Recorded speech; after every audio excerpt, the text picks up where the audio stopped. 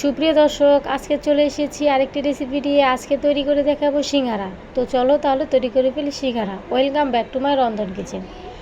এখানে আমি 1 কাপের মতো ময়দা নিয়ে নিয়েছি। এখন দিয়ে দিচ্ছি আধা চামচ পরিমাণ লবণ, আর দিয়ে দিচ্ছি 2 চামচ পরিমাণ সয়াবিন তেল দিয়ে অল্প একটু পানি দিয়ে ডোটাকে আমি ভালোভাবে মেখে নিচ্ছি। ডোটাকে আমি একটু শক্ত করে মেখে নিয়েছি। এখন এটা রেখে দিব যতক্ষণ অবধি সিঙ্গারার আলুটা তৈরি না হয়। তো এখানে 2টো আলু নিয়ে নিয়েছি। এই আলুগুলোর খোসা ছাড়িয়ে এরকম কিউব করে কেটে নিচ্ছি।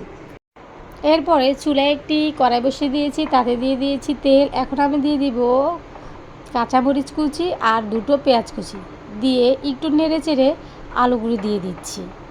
তারপরে দিয়ে দিব সামান্য পরিমাণ মরিচের গুঁড়া, লবণ দিয়ে ভালোভাবে আলুটাকে সিদ্ধ করে নিচ্ছি। এই আলুর ভিতরে দিয়ে দিচ্ছি আমি 1 কাপের মতো পানি, আর দিয়ে দিচ্ছি 1 চামচের মতো পাঁচফোড়ন দিয়ে আলুটাকে ভালোভাবে সিদ্ধ করে নিচ্ছি, ঠিক এরকম করে। সিঙ্গারার আলুগুলো আমি নামিয়ে নিয়েছি। এখন ডোটাকে একটু ডো নিয়ে এরকম লম্বা করে বেলে নিচ্ছি।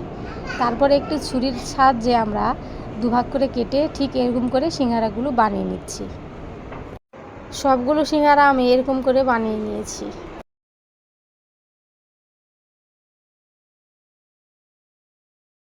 তো চুলায় আবারও কড়াই বসিয়ে দিয়েছি, তাতে দিয়ে দিয়েছি তেল। এখন আমি সিঙ্গারাগুলো ভেজে নিচ্ছি, ঠিক এরকম লালচে করে সিঙ্গারাগুলো ভেজে নিচ্ছি।